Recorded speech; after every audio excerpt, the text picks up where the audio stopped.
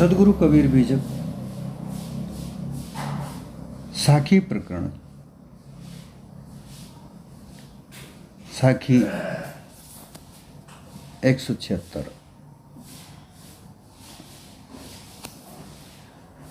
मूरख सो क्या बोलिए, सठ सो कहा बसाए। पाहन में क्या मारिए, जो चोखा तीर न साए।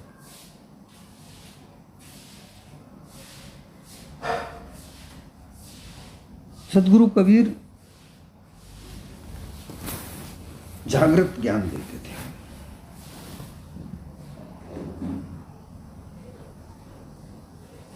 एक संसार में व्यवहारिक ज्ञान देते थे, जो व्यवहार में चले, जीवन में काम आए, और ऐसे ज्ञान से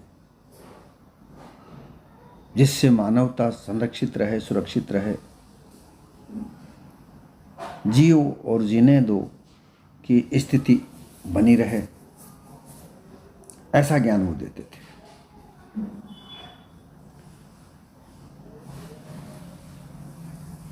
इस संसार में विभिन्न प्रकार के लोग होते हैं, कई तरह के लोग होते हैं। मूर्ख होते हैं, विद्वान होते हैं, विद्यावान होते हैं, गुणीजन होते हैं, अलग अलग तरह की कलाओं को जानने वाले होते हैं,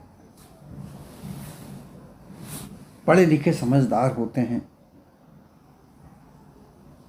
कुछ केवल अपनी कलाओं को, जिस कला को, जिस काम को वो जानते हैं, उसी में अपने आप को बनाए रखते हैं। कुछ लोग ऐसे होते हैं जो सामाजिक समस्याएं, उलझनें उलझती हैं तो उनको बुलाकर उसमें समझौता कराने वाली बात होती है। इस तरीके से संसार में विभिन्न प्रकार के लोग होते हैं। यहाँ इस संसार में सभी तरह के लोगों को साहेब ने देखा, समझा, जाना, और फिर संसार को उपदेश देने के लिए निर्देश दिया कि यहाँ मूर्ख भी लोग होते हैं। उन मूर्खों से क्या बोलिए। मूर्ख की जो स्थिति होती है वो अज्ञान की महामूढ़ दशा होती है, महामूढ़ दशा। अज्ञान की महामूढ़ दशा में वो लोग किसी चालाक, चतुर, पढ़े लिखे मूर्ख की सुनाई हुई बात, बताई हुई बात, उस पर चलने पर उनको उकसाकर आगे बढ़ाते हैं। यहाँ दो बात आई है, एक पढ़ा लिखा मूर्ख और एक बिना पढ़ा लिखा मूर्ख।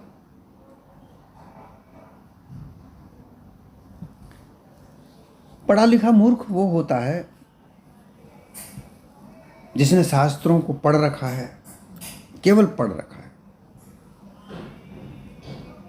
नीतियों को वो जानता है, पढ़ता है, पढ़ रखा है, कैसी कैसी नीति होती है, कैसे कैसी बातें होती है, कैसे कैसी व्यवस्थाएं होती हैं समाज में, क्या क्या कानून होता है, कानून के आधार पर कैसी कैसी सजाएं होती हैं, कानून की क्या प्रक्रिया है, ये सब वो जानता है, परंतु वो उनका विद्वान नहीं होता।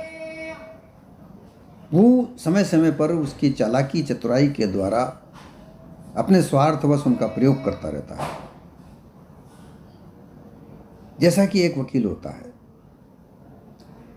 वकील कानून का ज्ञाता होता है, जानकार होता है, उसने उसकी डिग्री ली होती है, समस्त प्रकार के जो कानून है वो उनका ज्ञाता होता है।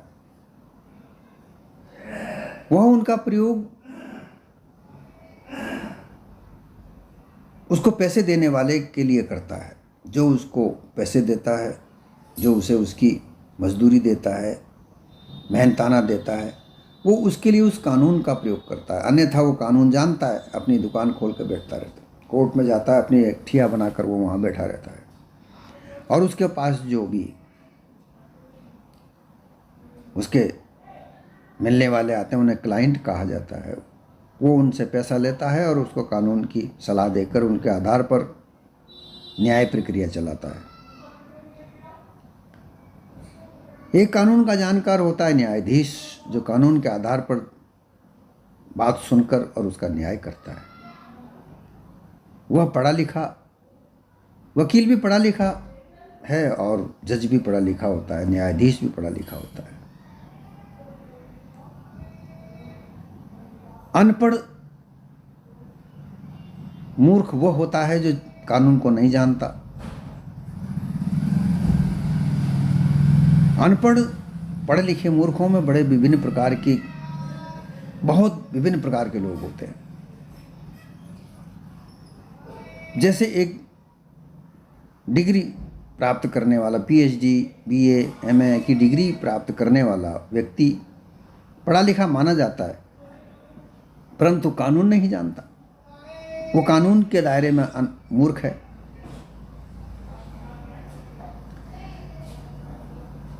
कानून को जानने वाला वकील न्याय देने में मूर्ख है, क्योंकि जो मूर्ख न्यायाधीश जो बनता है वह विद्वान है। क्योंकि वकील तो कानून को अपने अपने स्वार्थ के लिए उसकी अलग अलग मान्यताएं बनाकर जज के सामने प्रस्तुत करता है, न्यायाधीश के समक्ष प्रस्तुत करता है, परंतु जज उसमें सत्य और असत्य का निर्णय करके एक सत्य निष्ठा से निर्णय देता है।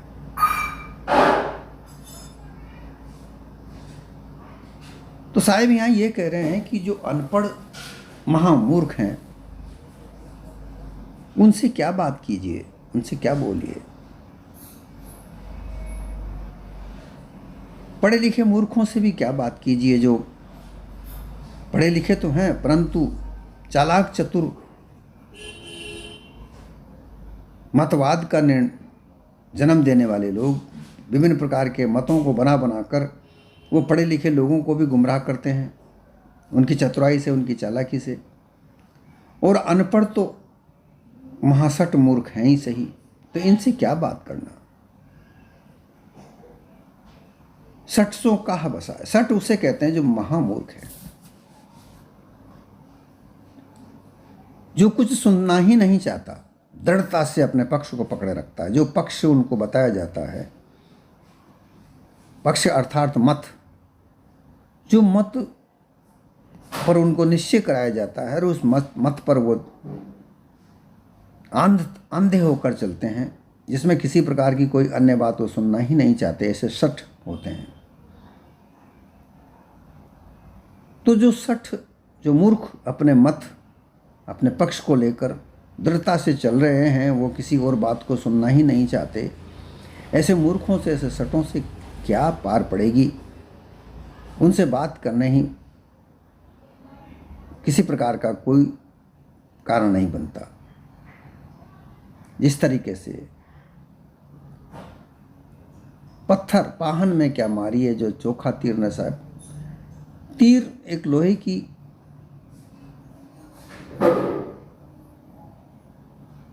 अणी होती है जो तीर के सामने लगाई जाती है।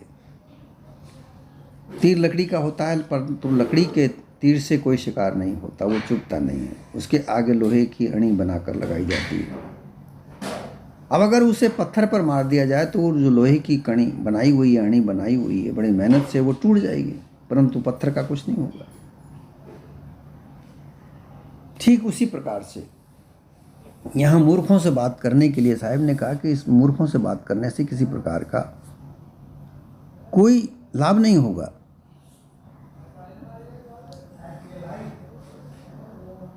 सत्य ज्ञान के निर्णय से सामाजिक व्यवस्था बनती है, बिगड़ी हुई व्यवस्था बनती है।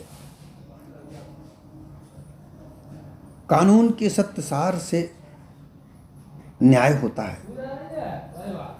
न्यायिक स्थिति तक पहुंचने के लिए संसार के बहुत सारे पहलुओं को देखकर, विभिन्न प्रकार के मतपंथ को देखकर, जो सार शब्द होते हैं उनका निर्णय करके सामाजिक स्थिति को बनाए रखने के लिए, मानवता को संरक्षित रखने के लिए एक सच्चा एक सत्य रास्ता पकड़ा जाता है। उस रास्ते को पकड़ने के लिए, उस रास्ते पर चलने के लिए विभिन्न प्रकार के मतपंथों को नकारा जाता है, क्योंकि विभिन्न प्रकार के मत, चालाकी, चतुराई, पाखंड, छल से बनाए जाते हैं और उन पर जो लोग चलते हैं वो मूर्ख होते हैं, क्योंकि वो चालाक, चतुर, जो पढ़े लिखे, जो मूर्ख हैं, वो अनपढ़ मूर्खों को मूर्ख बनाते हैं। दो कैटेगरी होती है, दो विशेष वर्ग बनाए, एक अपठित वर्ग मूर्ख और एक पठित वर्ग, अर्थात पढ़ा लिखा मूर्ख और अनपढ़ मूर्ख।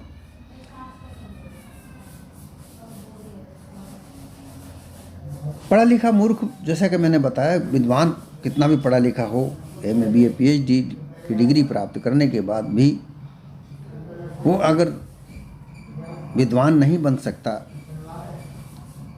तर्क वितर्क से सार का ज्ञान नहीं कर सकता, वो पढ़ा लिखा मूर्ख है। वो केवल एक मत पर चलता है, जो मत उसे दिया जाता है, जो उसे समझाया जाता है कि ऐसे रास्ते पर इसी बात को कहना है, जैसे अभी विभिन्न प्रकार की बातें आज तक चलती हैं। ऐसे पढ़े लिखे लोग एक श्रद्धा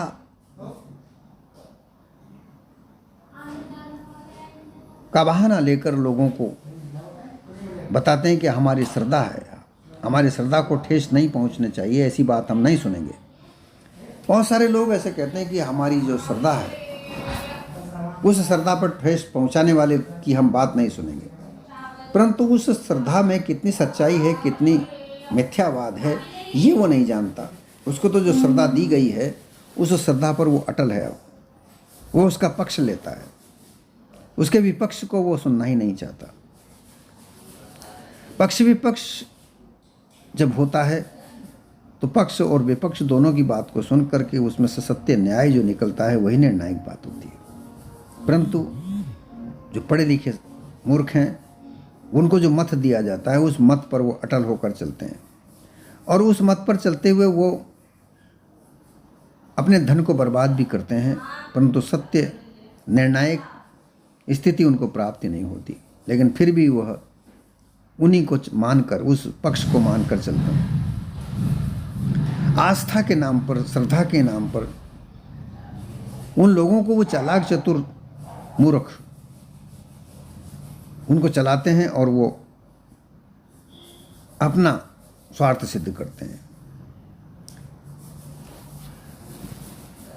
तो उन लोगों के साथ में अगर हम बात करेंगे जो अपने अपने पक्ष को लेकर, अपने अपने एक मत को लेकर चल रहे हैं, उसके अलावा वो किसी और बात को नहीं मानते, क्योंकि बहुत सारी ऐसे मत हैं जिनमें बिल्कुल मिथ्या है, लेकिन वो किसी और बात को सुनना ही नहीं चाहते,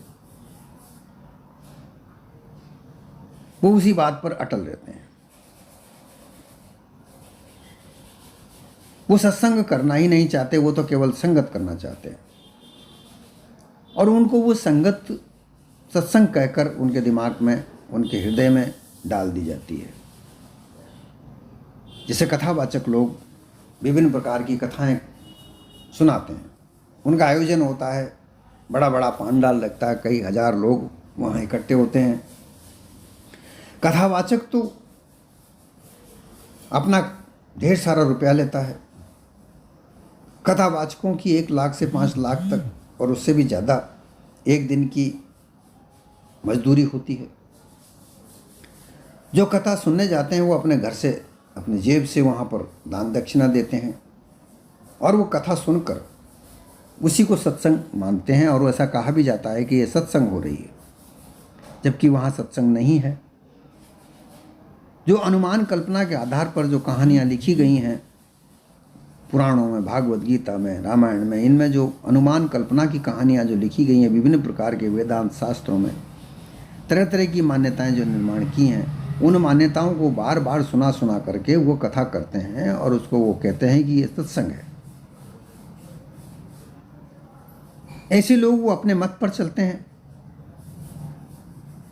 जैसे बहुत प्रकार के महापुरुषों के बहुत प्रकार से पंथ चलते हैं। कबीर के नाम से 12-13 पंथ चलते हैं, कोई 13वां पंथ को बड़ा बताता है कि मेरा 13वां पंथ सबसे बड़ा है, मैं सबको नाकों पे चने चबा दूंगा, सबको समाप्त कर दूंगा। चैलेंज करते फिरते हैं। एक 12वां पंथ था, वो 13वां पंथ वाले कहते हैं कि वो 12 पंथ था जिसका तो जो कर्णधार ताता था वो जेल में है, अब मैं हूँ, मैं सबका उद्धार करूँगा, सब मेरी शरण में आओ, वैसे कहते फिरते हैं। इसी प्रकार से विभिन्न प्रकार के और भी मत पंथ हैं, वैष्णव संप्रदाय हैं, शैव संप्रदाय हैं, एक प्रकार की विभिन्न हजारों प्रकार के मत पंथ इस संसार में चले हुए हैं, जो चालाक चतुर पढ़े लिखे मूर्ख हैं, जो मत पंथों का निर्माण करके और लोगों को, भोले भाले लोगों को अपने शब्दों के जाल में उलझाकर अपना शिष्य प्रशिष्य बना करके अपनी सेवा में लगाते हैं। ऐसे लोग पढ़े लिखे मूर्ख होते हैं। अनपढ़ मूर्ख वो होते हैं जो उनकी चालाकी चतुराई को नहीं समझते, हालांकि वो भी पढ़े लिखे हैं, लेकिन वो चालाकी चतुराई नहीं समझते। वो पढ़े लिखे होने के बावजूद भी, पढ़े लिखे होने के पश्चात भी वो मूर्खों की श्रेणी में रहते हैं। और अनपढ़ तो मूर्ख है ही, उनको कुछ समझ में नहीं आता। तो जो पढ़े लिखे चतुर चालाक पाखंडी जो अपने आप को महात्मा घोषित करते हुए विचरण संसार में करते हैं, भोले भाले लोगों को ठगते हैं, ऐसे महाचतुर लोगों से और जो अनपढ़ जो भोले भाले लोग हैं उनसे कोई बात कहने से कोई फर्क नहीं पड़ता, क्योंकि वह जिस मतपंथ पर चलते हैं अगर उसकी कोई बुराई बताई जाएगी, उसका मिथ्यावाद बताया जाएगा, समझाया जाएगा, तो वो वहाँ पर आस्था का नाम लेकर उनसे कहते हैं कि हमारी आस्था है, हमारे आस्था पर कुठाराघात मत करो। आजकल ये आस्था का बड़ा एक ऐसा प्रवाह चल रहा है कि किसी को भी अपने आस्था का नाम लेकर उसको बना कर दो, नहीं तुम किसी भी आस्था को ठोकर नहीं मार सकते, किसी के आघात पर नहीं, आस्था पर आघात नहीं पहुंचा सकते। तर्क वितर्क जहाँ होता है वहाँ किसी भी बात को तर्क वितर्क की कसौटी पर कसा जाता है। जब वहाँ से सत्य निकाला जाता है तो किसी बात का विरोध भी किया होता है, परंतु वहाँ पर वो जो आस्थावान लोग होते हैं वो ये कहते हैं कि हमारी आस्था है। वो ये नहीं जानते, क्योंकि वो महामूर्ख हैं, उनको ये पता नहीं होता है कि किसी और की भी आस्था होती है। जैसी हमारी आस्था है उसी प्रकार किसी दूसरे की भी आस्था है। आस्था से आस्था को एक दूसरे की टकराव नहीं, विचार विमर्श करना चाहिए। जो सत्य बात है उस सत्य बात को, निर्णायक बात को मानना चाहिए, उसमें श्रद्धा नहीं, क्योंकि श्रद्धा एक अंधी श्रद्धा होती है। उस अंधी श्रद्धा में हमारा नुकसान होता है। हमारे जीवन का इतना बड़ा जो मानव देह मिली है, उत्तम देह मिली है, इस जीवन का नाश होता है। उन आस्था के आधार पर लोग हमको, चालाक चतुर लोग हैं, उन आस्थावान लोगों को ही तो अपने साथ लेकर अपना मत चलाते हैं। जो चलने वाले लोग हैं वो तो हाथ जोड़कर खड़े रहते हैं, लेकिन वो हाथ जोड़कर उनको, उनकी पैरों में धन का ढेर लगाते हैं और वो उनके गुरु बनकर उनसे कहते हैं कि हमारे चरणादक पियो, हमारे पैर धो धोकर पियो, क्योंकि हम तुम्हें ज्ञान बताएंगे, मुक्ति बताएंगे, कोई नहीं बता सकता वो ज्ञान हम तुमको देंगे, मूल ज्ञान हम तुमको देंगे। ऐसे लोग बोलकर जो चलते हैं वो मूर्ख ही हैं होते हैं। जैसे सत्य मिथ्या ही ज्ञान न हो, दूसरी धूर्त कपटी धोखेबाज बनकर खूब बातें बनाया करते हैं, अपना दोष छिपाकर और अपनी बातों को बताकर वो लोगों को आकर्षित करके अपने शिष्य बनाते हैं। ये सठ होते हैं। दोषी होते हुए भी दोष को छुपाकर धूर्तता, वो धूर्तता करने में प्रवीण होते हैं। धूर्त कैसे होते हैं कि वो किसी को सत्य न्याय तो नहीं बता सकते, परंतु मैं कई जगह पर ऐसी जगह पर जाता हूँ जहाँ अपने आप को विद्वान कहने वाले लोग गुरु बनकर लोगों को शिष्य बनाते हैं और शिष्य जब प्रश्न करता है तो वो उनको गोल मोल घुमा करके उस बात से अलग हटा करके बस ये कहता है जो मैं कहता हूँ वो सुनो। वो शंका समाधान कर ही नहीं पाते और लोगों में प्रचारित किया जाता है। इनके और भी लोग होते हैं, वो लोग संसार में ऐसा प्रसार करते हैं कि हमारे गुरु के अलावा तो कोई दूसरा ज्ञानी है ही नहीं। इस तरीके से ये साखी चेताती है कि मूर्खों क्या बोलिए। ऐसे पाखंडी चतुर मूर्ख जो अपने आप को बहुत बड़े गुरु पर बना करके पेश करते हैं, उनसे बात ही ना करें, क्योंकि अगर उनसे बात करेंगे तो उनकी वाक जाल में, उनकी वाणी के जाल में हम उलझेंगे। साहिब यह बार बार हर जगह पर साहिब अब चेतावनी दे करके इस मानव समाज को चेताते हैं, क्योंकि बिना सत्संग के मानव में गुण आ ही नहीं सकते।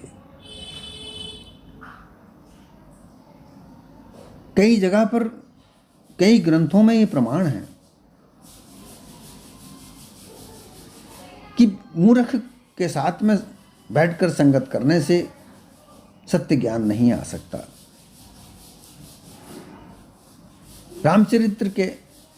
रामचरितमानस जो रामायण कही जाती है, उसके बालकांड के दोहा 2 में और फिर चौपाई में एक दोहा आता है कि सठ सुधरहि सतसंगत पाई, पारस परस कुघात सुहाई। विधिवश सुजत कुसंग परहि, फणि मणि सम निज गुण अनुसरहि। 60 जो जड़ बुद्धि के लोग होते हैं वो भी सत्संग संतों का संग सुनते सुनते धीरे धीरे अपनी सठता को त्याग कर विद्वान बन जाते हैं, सार असार को ग्रहण करने वाले हो जाते हैं। जिस तरह से पारस पत्थर बताया जाता है कि पारस पत्थर ऐसा होता है कि उसके साथ लोहा मिलता है तो वह स्वर्ण बन जाता है। यही एक ऐसा उदाहरण है कि संतों के संत के सत्य वचनों को सुनकर अगर उनके साथ सत्संग करते करते धीरे धीरे अपनी सठता मिट जाती है, वहाँ पर पाखंड छल कपट नहीं रह जाता, सत्य यथार्थ निर्णायक शब्द रह जाता है। जिसे मूर्ख और सठ लोग मूल शब्द कहकर, मूल ज्ञान कहकर लोगों को ठगते फिरते हैं, वो मूल ज्ञान, वो मूल शब्द सार शब्द है। इसका भेद ये पाखंडी मूर्ख बने हुए लोग नहीं जानते, परंतु फिर भी वो मूल ज्ञान बताकर लोगों को ठगते हैं। अपना चेला बनाने का बेड़ा बनाते हैं और फिर ऐश आराम से अपना जीवन व्यतीत करते हैं, क्योंकि उनके जीवन का खर्चा, जो खाना पीना का खर्चा, उनके ऐश आराम का खर्चा, वो चेले उनका भुगतान करते हैं। विधिवश सृजन कुसंग परई। विधिवश अर्थात इस संसार के व्यवहारिक जीवन में जीते हुए विधि क्या है? व्यवस्था, सामाजिक व्यवस्था, कानून व्यवस्था, धन की व्यवस्था, धर्म की व्यवस्था, इन व्यवस्थाओं में रहकर के लोग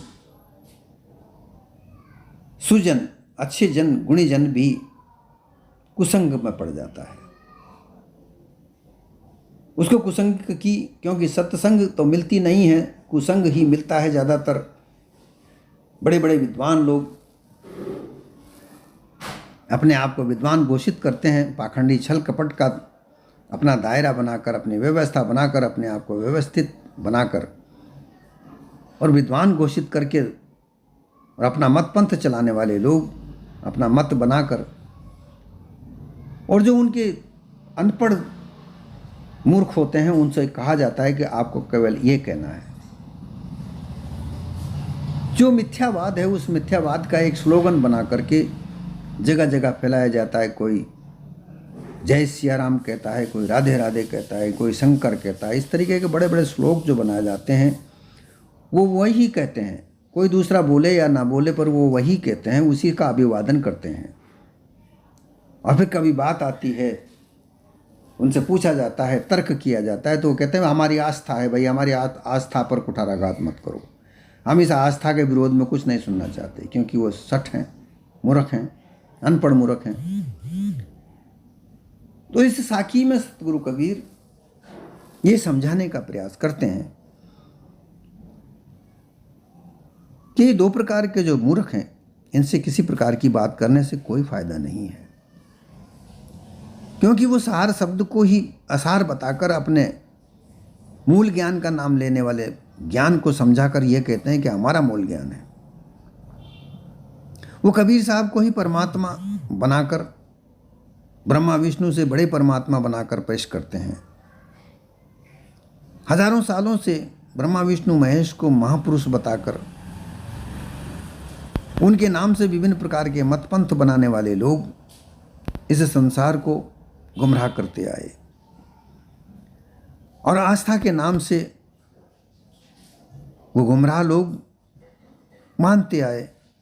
इसी प्रकार से उनसे बड़ा साहब कबीर को परमात्मा घोषित करने वाले लोग भी कबीर साहब के सत्य ज्ञान को प्रकाशित न करके उनके मनगढ़ंत शास्त्रों के द्वारा परमात्मा सात लोक में साहब ऊपर सतलोक में रहता है, वो आता है और अपने जीवों को जो उनकी आराधना प्रार्थना करता है उनको बचा कर ले जाता है। ये मनगढ़ंत कहानी तो हजारों सालों से और दूसरे लोग भी चलाते आ रहे हैं। जब ऐसी ही कहानी अगर कबीर साहब को रचनी थी तो उनके समय में उनको कितना प्रताड़ित किया गया, कितना सताया गया, क्योंकि कबीर साहब पाखंड के खिलाफ थे, वो छल के खिलाफ थे। छल कपट पाखंड से मतपंथ का निर्माण करके भोले वाले लोगों को अपना शिष्य प्रशिष्य बनाकर और फिर उनसे धन लूटने का जो व्यापार है उसी को बंद करने के लिए, उसी को ख़त्म करने के लिए सतगुरु कबीर खड़े हुए थे। आज उनके जाने के बाद विभिन्न प्रकार के महामूर्ख लोग अपने मतपंथ का प्रचार करते हैं और कबीर साहब को ही परमात्मा बना दिया, जबकि कबीर साहब ने कभी ये नहीं कहा कि मैं परमात्मा हूँ, मेरी पूजा करो, मैं सातवें लोक पर रहता हूँ, ऐसा कभी कहीं कहा नहीं। अगर कोई ऐसी दोहा चौपाई साखी बना करके कोई प्रस्तुत करता है तो कबीर साहब की कही हुई नहीं है। उनका मूल ग्रंथ बीजक सदगुरु कबीर की वाणियों का संग्रह है। उस संग्रह में कहीं ऐसा नहीं कहा। शब्दों को तोड़ मरोड़ कर अपने स्वार्थ के आधार पर उसका आधार अर्थ करके लोगों को भ्रमित किया जाता है और भ्रमित कर कर अपने शिष्य बनाकर अपना मतपंथ में जोड़कर वो केवल अपना व्यापार चलाते हैं। सत्य यथार्थ ज्ञान उनके पास बिल्कुल नहीं है। ये साखी ये चेतना देती है कि ऐसे लोगों से बचकर रहो। तुम्हारा जो चोखा तीर है, अर्थात जो तुम्हारा सत्य ज्ञान है, जो अंधकार को नाश कर देता है, वो सत्य सार का ज्ञान तुम्हारे पास अगर है और वो ज्ञान तुम इन मूर्खों के पास में ले जाओगे, इनके साथ बात करोगे तो वो बिगड़ जाएगा, उसमें विकृति आ जाएगी। इसलिए इनसे बात करने में कोई आधार नहीं है। इनसे अलग किनारा काटने की, अपना जीवन उनसे बचाने की तरकीब से जियो और इनसे अलग रहो। ये आवश्यक नहीं है कि हम सभी को उपदेश करें। जो श्रद्धावान होगा, जो तुम्हारी बात को सहर्ष सुनेगा, स्वीकार करेगा, उसी को मजबूत करो।